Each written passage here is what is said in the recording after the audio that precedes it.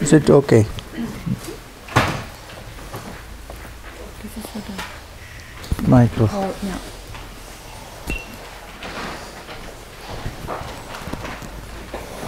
Maybe a little bit closer.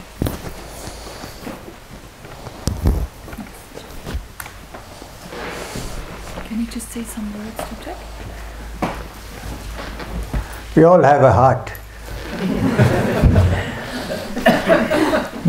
She said, can you say some words? So where did I put my heart now? Oh, yeah.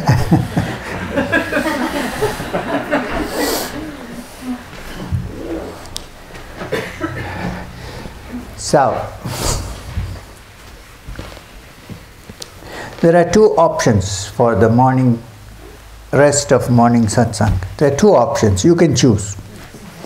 And after that we can have a interaction if you like. One option is a philosophical option of looking at our inner being. That's one option. The other option also takes you there, but this is a story option. You know, many teachers spoke in parables, but this is not a parable. This is some of my experiences with my master in the Himalayas, which have not come in the autobiography, and which are coming in the next book. But because it's being launched in India on April 22nd. Yeah, April 22nd. And please, because I'm going to tell them, please not buy the book. Please don't. I'm joking. So, which option do you want? Do you want to go deep into philosophy? Both options. No, we have 2 more satsangs tomorrow. The first option, Anastasia, what I said was, it's about a small ancient Upanishad called the Mandukya Upanishad, which means the frog Upanishad. Manduk is frog. So that's one option. It's a little bit dry. We can also do it today or tomorrow, whenever you want. And because I want to make the best use of the time we have here. Tomorrow we would also keep some time, or today evening, for some practical. So, or the other option is some of my experiences with my master, Babaji, Maheshwarnath Babaji. So what would you like to have? Let's see. Both reach the same place. So we'll shift this Upanishad to the evening session. Okay? Because we have to do it. We can't leave. We can't simply sit with stories. So. Okay. So, the first story, it will come in the next book. So, if you, those who are not here can read it. I was very young, and I ran off to the Himalayas from home at the age of 19. So I was quite young and fresh. And I was with Babaji. You know the rest, it's in the autobiography. So we used to meet every evening when we were in Rishikesh. We used to meet every evening on the banks of the Ganga. I'm sorry I keep doing this because of this surgery bit here.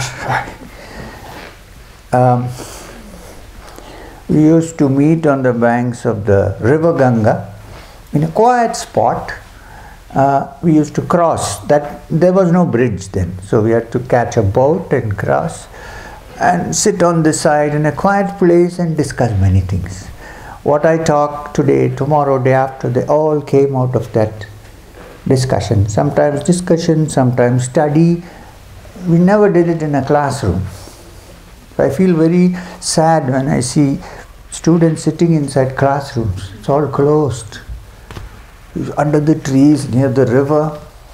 It's beautiful. So, but then I was young, and Babaji, my personal master, Maheshwarnath Babaji, he had a phobia to photography. You know, not like here, every time somebody is photographing me. He didn't like photography. And he also did not want any, he knew that I also paint. My greatest hobby when I'm not doing anything else is to paint. I love it. Not that I have sold many because people take them away. So he knew that I painted. So he had warned me, you are not to make a picture of me. No, because I don't believe in pictures. And he said, then the picture will become more important than the teaching. I don't want pictures, so, and no photograph. Once I tried, we were passing through near a studio, photographic studio. I said, Babaji, we go in there and take. He said, no.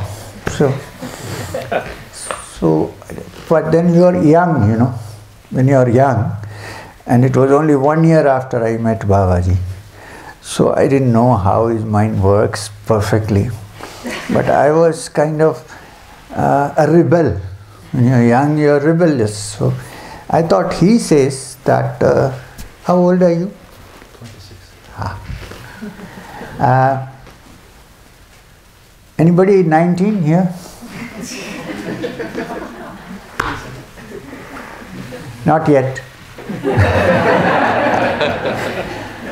So I said, he says he doesn't want a photo, but I want a picture of him.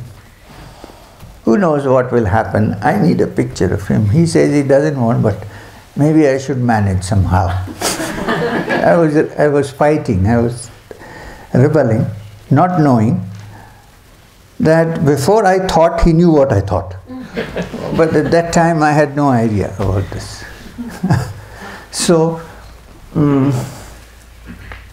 if you go from Rishikesh on Little Bore up, there is a place called Lakshman Jhula. I don't know if anybody has gone. And if you go to Lakshman Jhula, you cross a bridge.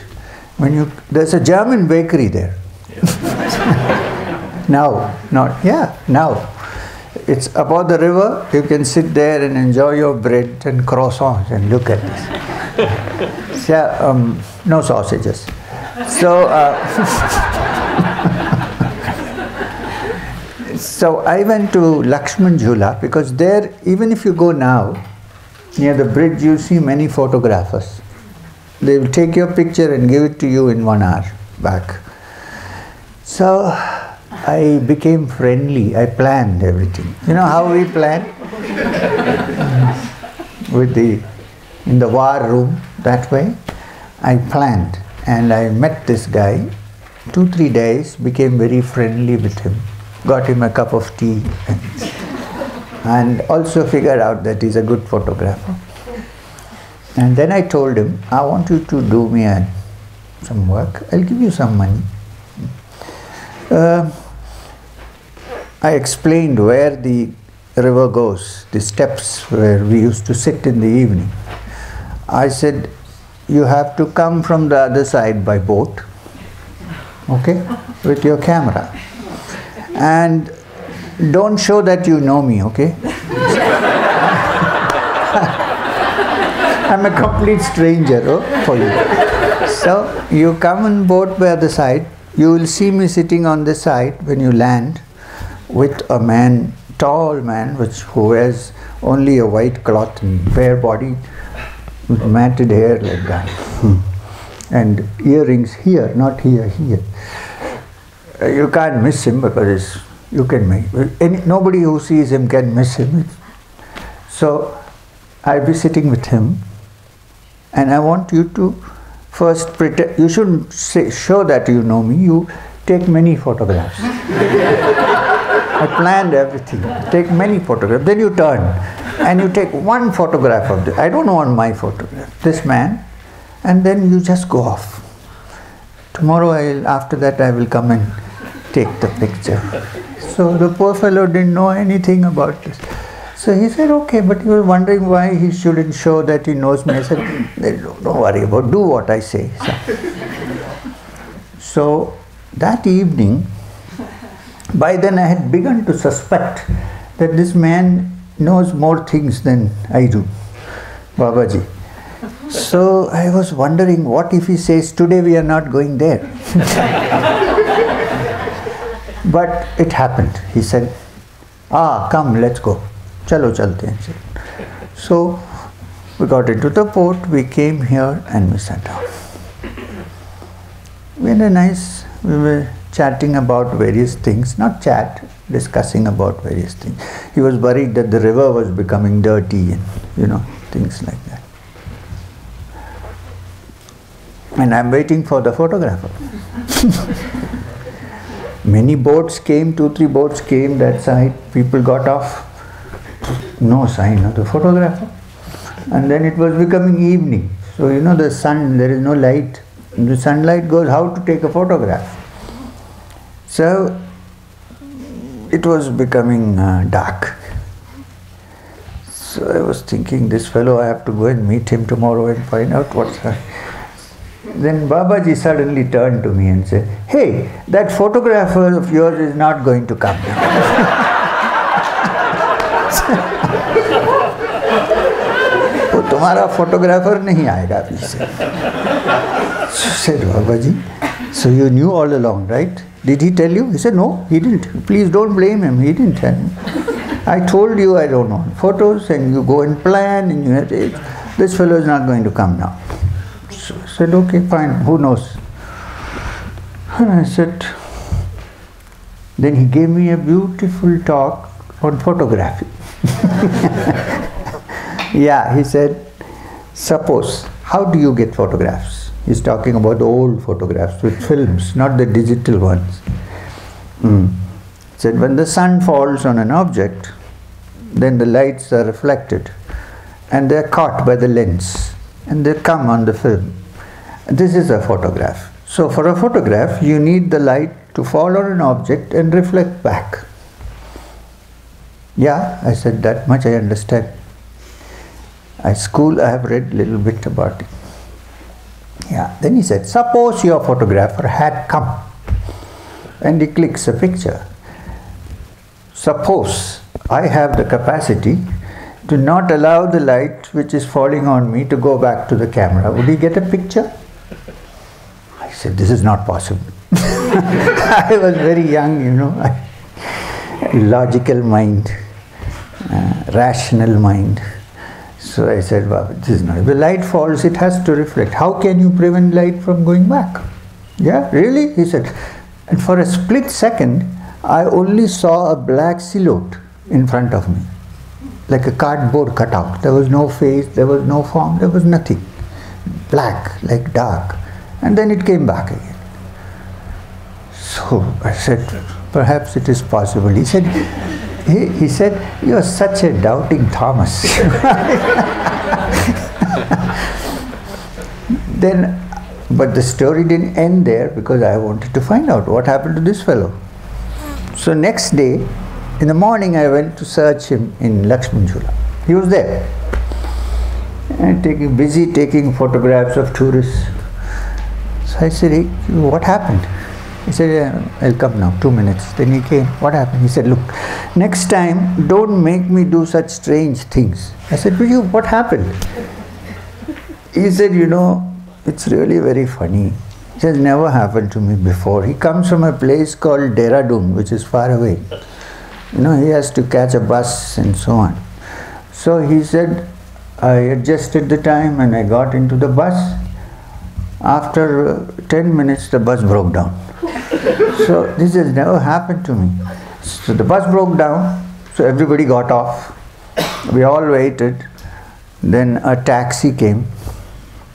You know, Indian taxis those days are ambassadors. I don't know if you have seen one. They're like big chariots. You can put in about 8-9 people inside and go. So the ambassador came, taxi, so he said, so about 8, he must have been the 8th or 9th, pushed inside, and it started off. He said we had gone about 10-15 minutes, there was a thud sound, grrr, and then the driver said the axle has broken at the back. And by then it was dark, so I thought that there is something wrong in this matter. It can't be, because it has never happened to me. So he said, please, don't ask me to do such strange things. Who is this man you want to? He probably didn't want a photograph and you forced me. So I said, I'm sorry, okay. And then he said, but I have to meet him. So in the evening I took him to meet Babaji. So Babaji tapped him and said, good photographer,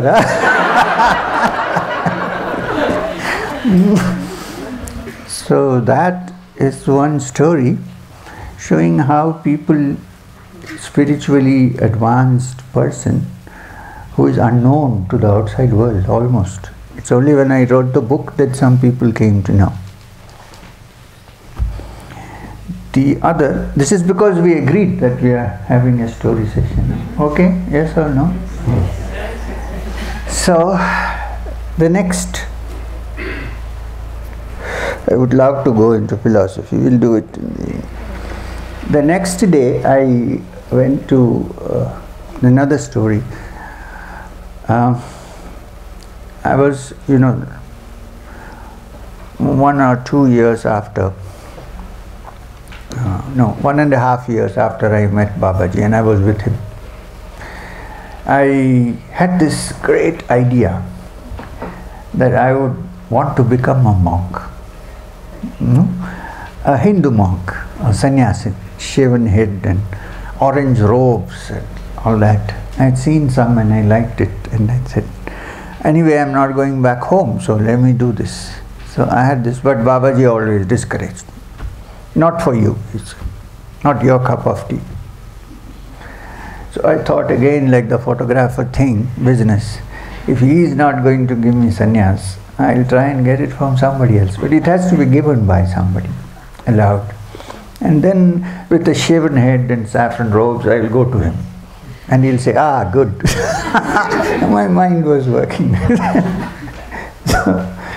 So there is a very traditional ashram in Rishikesh called the Kailas Ashram. It's very old and traditional place. Generally only Brahmins are admitted there as sannyasins and so on. Anyway, the head of that ashram was a great man. He was, even though it was very traditional, he was a great man. So I used to meet him early in the morning. I had a habit of going for a bath in the Ganga, in the Ganges river, at 4:30 in the morning. So I used to meet him, we used to talk, he loved me, he liked me very much, and so on. So one day in the morning I asked him, Maharaj, in India, it has two meanings. One is king, emperor, the other is a sadhu.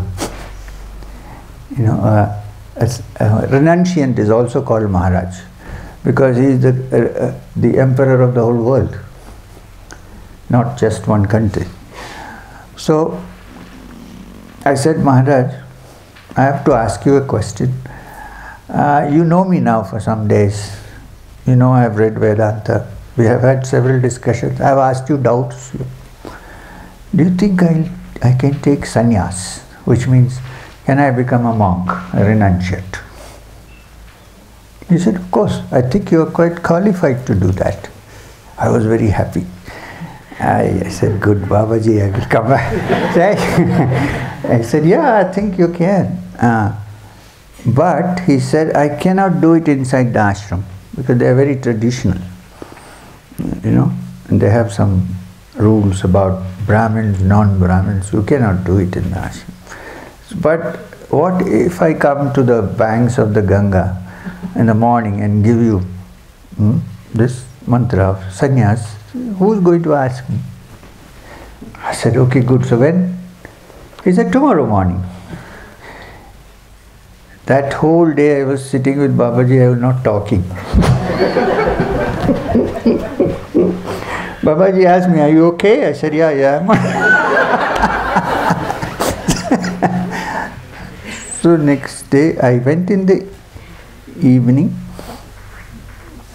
and got some orange cloth and all that. Late at night, Babaji said he is going up the mountains. He won't be back till the next day. So I said, okay, good idea, because I can shave my head. So I was thinking if he is planning this.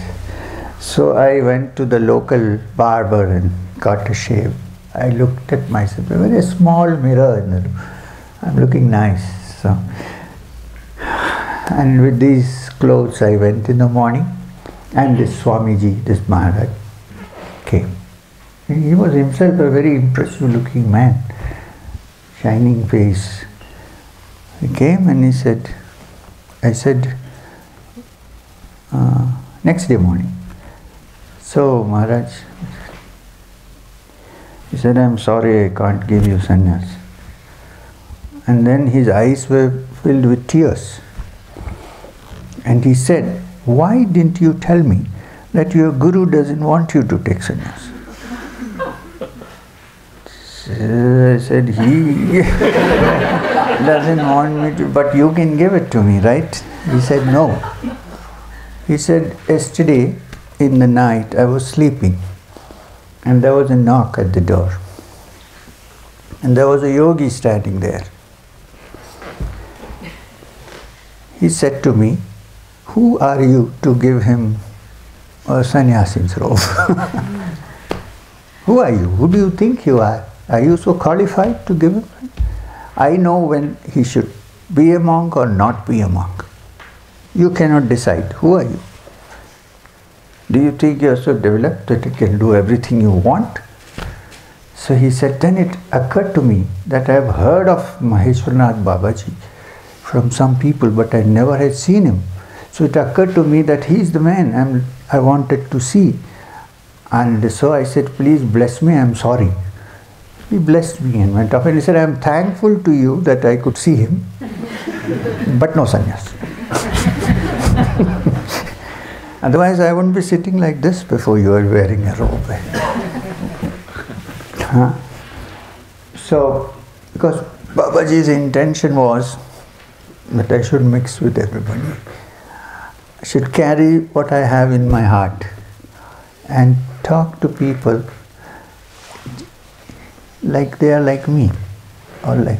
So this is the reason why he didn't get me into this. Otherwise I would love to become. So that's story number 2. Do we need a story number 3? 3 chapters are over. What do I do? I have a question. Not now.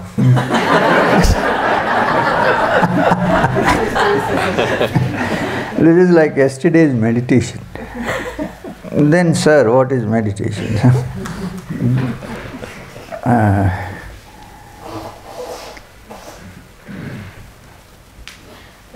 Yeah. You know, in Rishikesh, in the hills, where we used to live in a cave, Mani Baba's cave, the hill, there were many elephants. There were also, then those days, leopards and so on, leopards. But there were also many, now also there are some elephants, but most of them have gone. So some sadhus, you know what are sadhus? Wandering spiritual, I don't know how to explain sadhus. They are people who have left home and always wandering, religious people. So they belong to a certain order called the Vaishnava order. They are called Babajis. They wear yellow marks here, and they have matted hair also. So some of these people came to see Babaji. I was also sitting there. And they said, Babaji, you need to help us. See, in what way? He used to be very abrupt sometimes. He said, in what way? He said, you have your gurus, why you come to me? No. Said, there is an elephant which is creating a lot of trouble here. You know, I don't know if you know this, but the male elephant sometimes moves out from its herd and becomes alone, lonely. And then something happens in him. This is the breeding season when there are some hormonal changes. It becomes very dangerous, the elephant. And it usually wanders alone. And usually a male elephant, a tusker. You know how much harm males have created in this world. Tusker.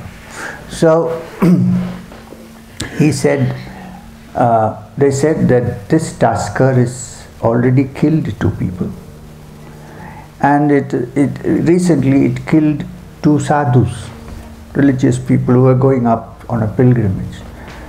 So can you do something about this? Please help us. Babaji said, go and inform the forest department. He said, but we have told the forest department, nothing is happening. If you can do something, it will be nice for us. Because sadhus are being killed. He said, okay. Aap jaiye, he said, you go, I'll see what I can do. So he sent them off. And I went to sleep. He never slept. I've never seen him sleep. The maximum I've seen him sometimes is leaning against the wall and sitting like this at night sometimes. I've never seen him doze off. So, at midnight, probably, I didn't have a watch then, must be midnight. He woke me up. And he said, let's go. I thought he's taking me to meditate somewhere, so in the cave or hill. I said, okay. We walked and it was full moon. It was fully lit. And there was a big rock and the valley, and that side some rocks. So on the big rock he sat down. Now I sat down next to him on the side. I thought now he's going to say, okay, now start your breathing. But he didn't say anything. And on the other side of the valley I saw a leopard going. It saw us from there. It turned and looked at us, and I held Babaji's hand tight. I didn't know what's going to happen. What if it jumps? Anyway, it looked and it didn't care, it went off. Now, suppose this is the rock where you're sitting, Anastasia is sitting, this side. There are some trees there, very big trees. And everything was quiet. It was the moon. It was beautiful. Suddenly, from behind, these elephants can stand in a place without making a single noise. They're so big, but they can do this. The elephant was standing behind the trees. I didn't realize this. Suddenly, it charged from behind the trees. You know how an elephant charges? It's frightening. It makes a peculiar sound like a trumpet with its trunk, and then it just rushes in. I was horrified. It just charged. And if this is the rock, I just closed my eyes. I couldn't do anything else. And I held on to Babaji's left hand. I thought if I'm going to die holding his hands. Maybe I'll go to heaven. So, suddenly the sound stopped. The sound of the trumpeting and the pushing, and it sounded as if it slipped on the sand, that grating sound, and there was silence. So I very carefully opened my eyes. And the elephant was about here, close by, and it was standing with its both legs bent down as if it was sitting, and its trunk was down like a docile cat or something. And Babaji got up. He couldn't get up because I was holding his feet. So but I followed him. I didn't feel like sitting alone without support. So he went to the elephant, and into the elephant's ear he whispered, he loudly said, "Is this the way elephants behave?" I'm thinking, this man is talking to an elephant.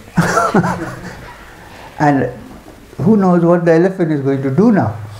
He said, "Is this the way to behave? You killed holy men, killing people. Shant ho jao. Calm down.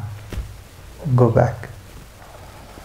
So the elephant lifted his trunk and made one more trumpeting sound, sitting there. And then Babaji turned. I was standing right behind. He said, "You go and bow down to the elephant." I said, 3 times I thought death was near me. So, because he said, I couldn't say no, so I went and bowed down. The elephant put its trunk on my hip. Then I came out. Babaji said, "Let's go."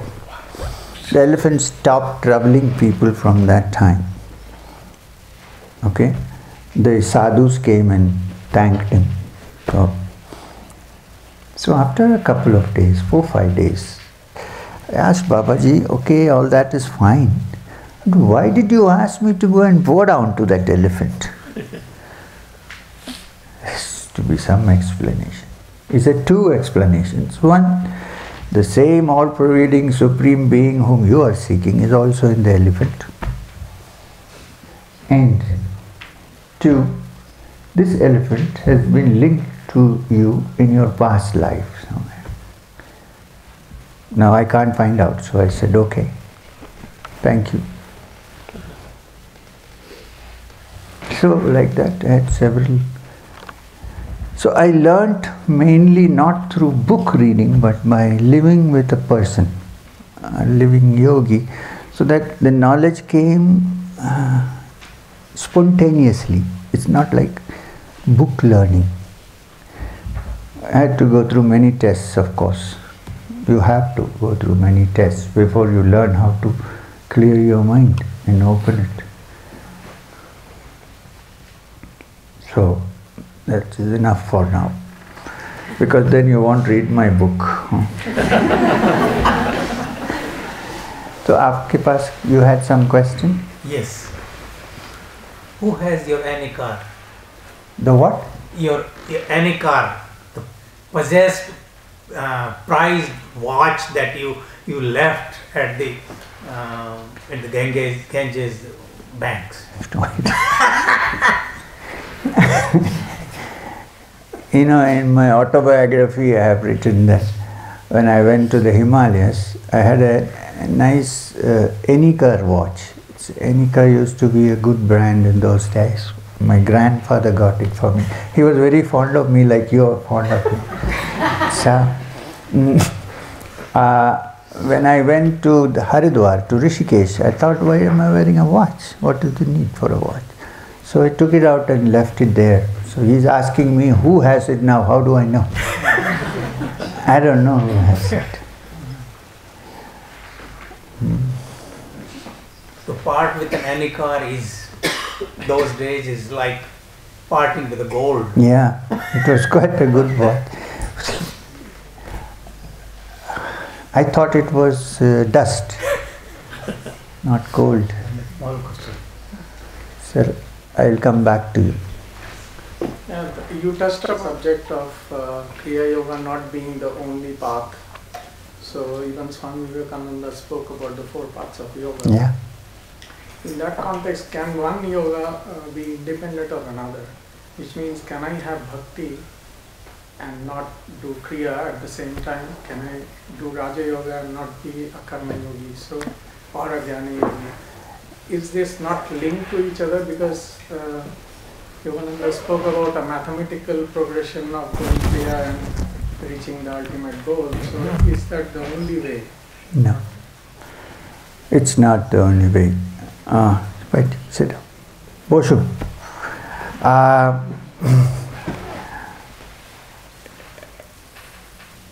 He comes from the land of Yogananda Paramahamsa, Swami Vivekananda, from Bengal. So I said to him in Bengali, please sit down.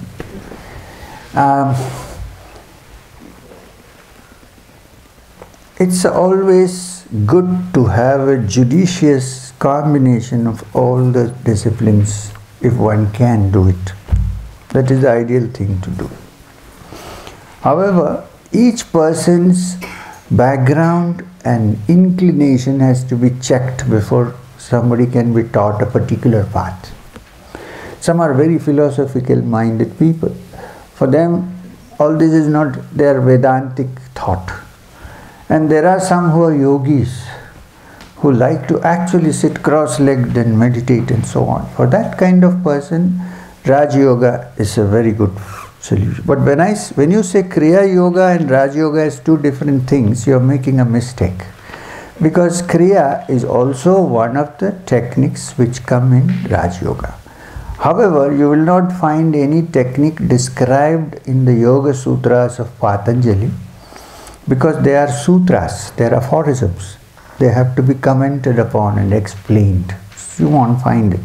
But when the Yoga Sutras of Patanjali talk about pranayam, they are talking about different kinds of kriya. So there are different kinds of kriyas. Kriya simply means a method, a technique. That's what it means. But just by having a technique, you cannot do anything unless you understand your blueprint, where you are going, why you are doing, and also leading a life which is conducive to meditation. You can't separate the two. Which is why in the textbook called the Yoga Sutras of Patanjali, in the West, it is called Ashtanga Yoga, which means yoga of the 7 limbs, 7 parts. In the West, it was popularized by B.K. Iyengar. So now people call it Iyengar Yoga. But the Ashtanga Yoga means yoga of 8 parts. The first 2 parts are called Yama and Niyama, which means rules and regulations to be followed by the practitioner.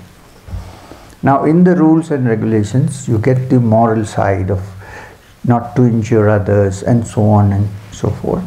And then comes pranayam and so on and so forth.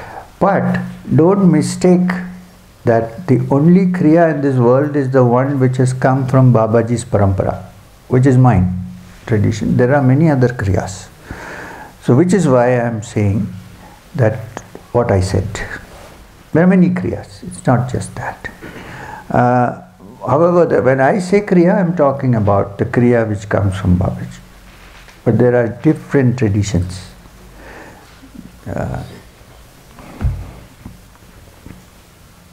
But if you can put them all slightly together, but you cannot do it. You need a teacher to decide how much you can take from each path and make it into a kind of good combination. That will be nice.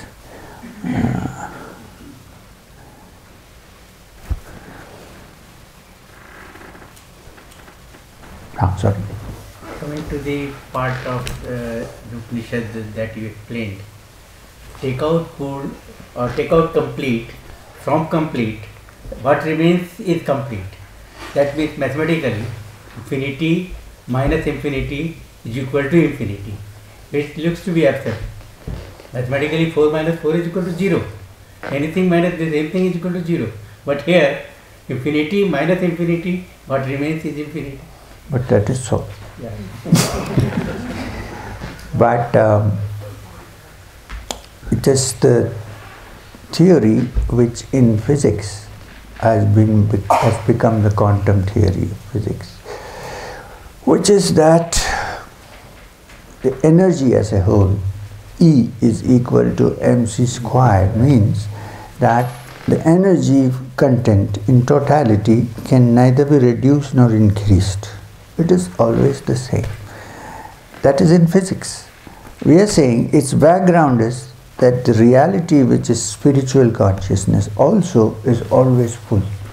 You cannot subtract or take out anything from it.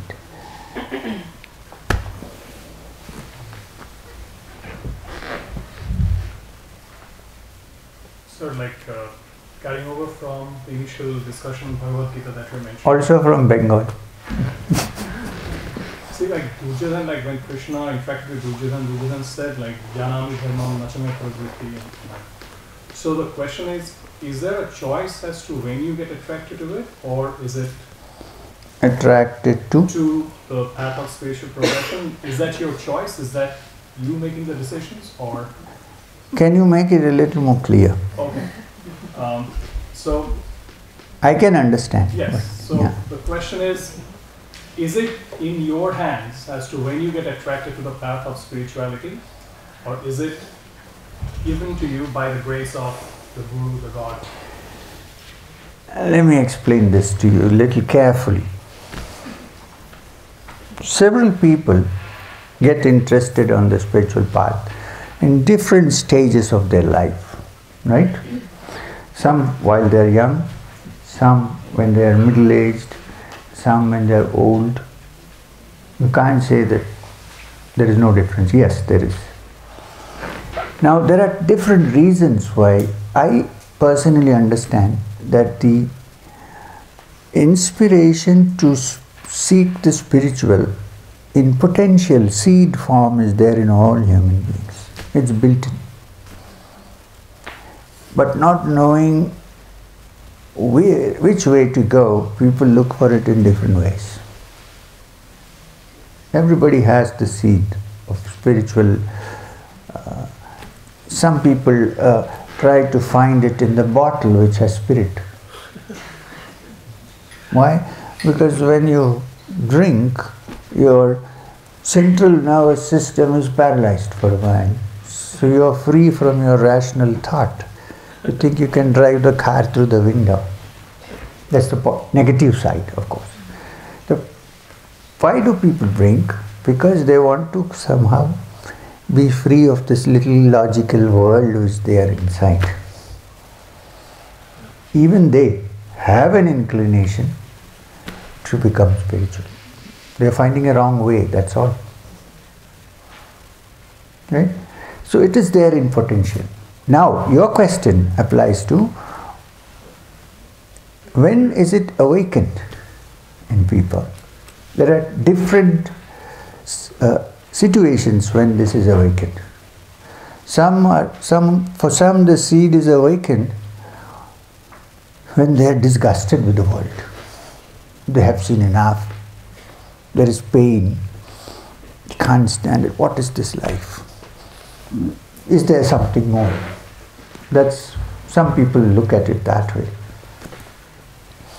There are others who from childhood have this inclination because of many past birth influences, but who's bogged down by daily life and this life.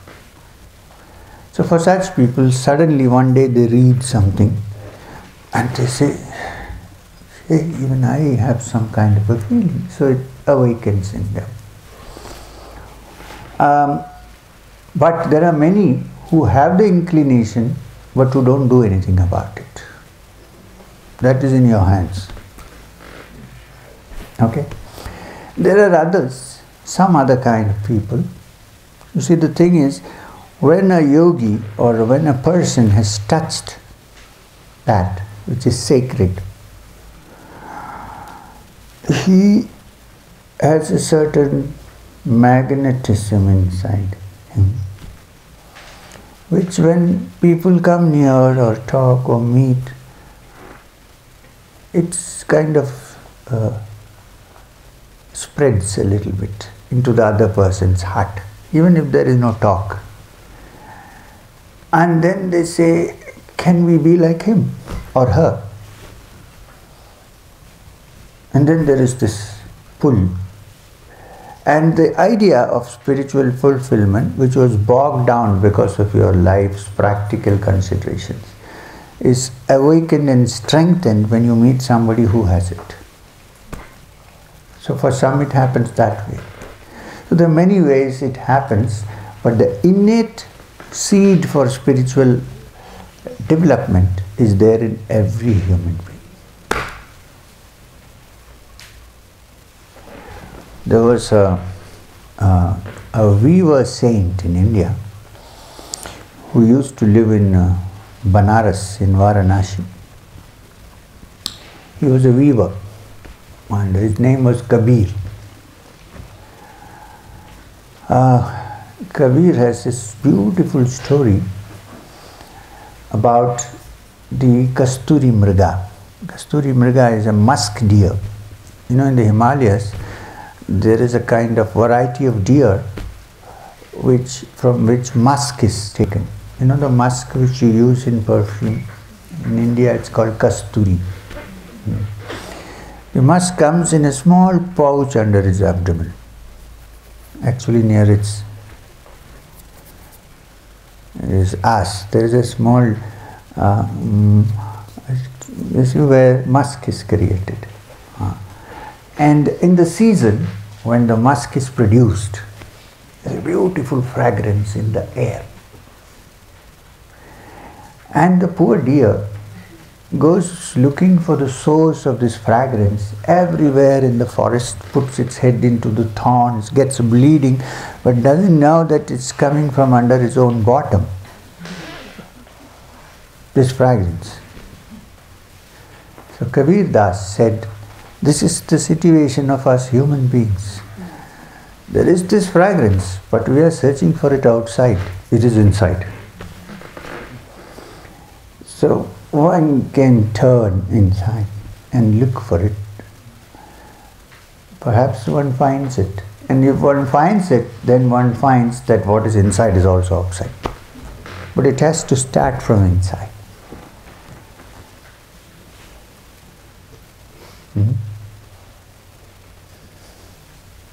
Am I making any sense? Yes. Sometimes I ask myself. Yes, sir? You talk about churning out the poison. Can you explain more about that?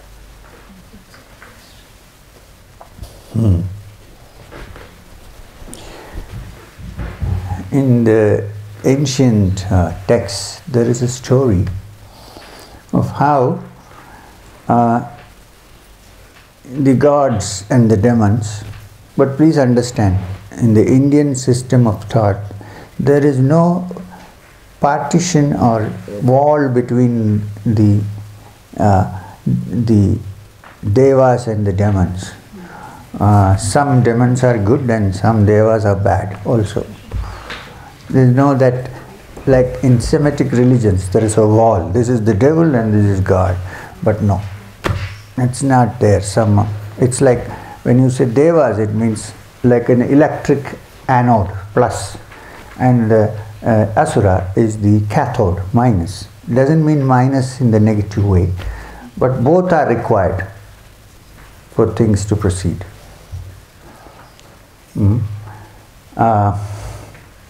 So the devas and the which means the good and the bad forces, let's put it that way, or the positive and negative forces as personalities, try to churn the universal ocean of milk with it called Samudra Manthan, churning, with a snake as the rope and the Mount Meru as the churning rod. And when they churn the ocean of milk, the first thing that comes out is poison, deadly poison. And then slowly, after many layers of poison comes out, comes the nectar, the sweet nectar of immortality. Actually, the word nectar in Sanskrit would be amrita. And Amrit in Sanskrit means deathlessness, Amrita. Finding that which never dies. It's not anything to do with sweets which are made in the temple and it's nice, tasty, Amrit. So, this also happens in your spiritual practices, especially if one is so sincere and is completely concentrating on his spiritual life, other things aside. There is a churning that takes place. Sometimes the teacher himself chants. And then sometimes the poison comes out. What happens is, some people, when the poison comes out, forget about the journey and get carried away by the poison. Those who persist find the nectar. Many kinds of students come to a teacher. Some go halfway and then the poison comes out and then they're caught in it, finished. There are some who don't care and continue patiently, suffering the consequences of the poison. Then they move forward. This happens in spiritual life. Like if you have to convert water into vapor, you need to heat it. When you heat it, naturally there are bubbles coming out. Because deep down in our psyche, there are many impressions carried from the past, carried from this life, which are sitting there. So when the heat is applied, they come up. Now that is where you need a help from a teacher who says, not to worry, this comes, I know it. Hold on. Because the job of the teacher is to show you a polished mirror so that you see your actual reflection there. And the first reflections are very, sometimes ugly. Because it's coming from inside. 1 second. Correct. How do you find a good teacher? I'm laughing because it is such a difficult question. You know, I should reserve my comments on this. Nowadays there are more teachers than students.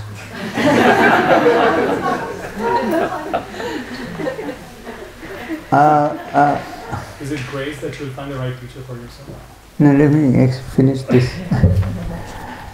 And we have a story in India of a young man who went to a teacher, and spiritual teacher, Rishi, and he said, "Sir, I want to become your disciple, so what am I supposed to do?" He said, he gave him a list. You have to get up in the morning at 4 o'clock.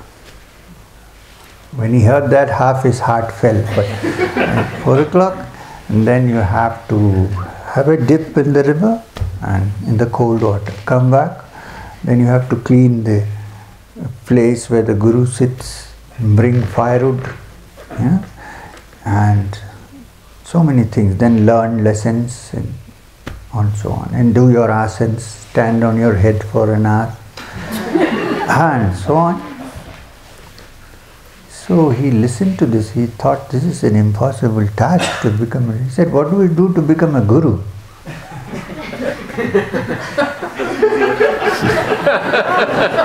He said, you just have to sit and put your hand up. And he said, can you make me the guru? Because I don't think this is... So, unfortunately, it's difficult. But you can make out easily. A sincere spiritual seeker can certainly make out if there is a spirit. Don't judge by appearance. Don't judge by paraphernalia. You know what I mean? Judge by the heart. And be with the person for a while before you judge, before you make a judgment. Above all, see if he desires to give you something or he wants to take something from you. If on the second day he says, take out your checkbook, run away. You know what I mean? So it's not as if there are no spiritual teachers. There are. Many of them are unknown.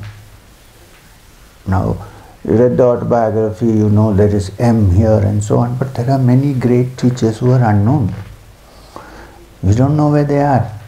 But if there is a sincere aspirant, a seeker, they will find him or her. This I know from my own experience. If you're really sincere, you don't have to run around. You don't have to go to the Himalayas or anything. You can go to them, it's nice, but they may be right there in your backyard. But once you find the person, you should be able to kind of first give some time to understand. And don't get attracted because he's a good-looking guy. He may even be ugly.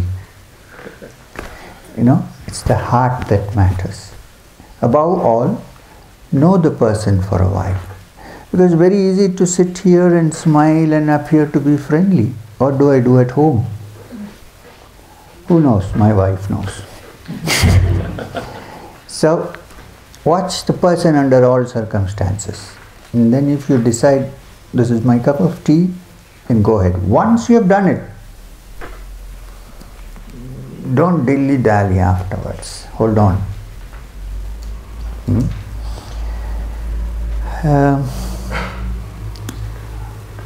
Something came into my head and vanished. See, that's my problem. You know, things come and they vanish. Because finally there is nothing.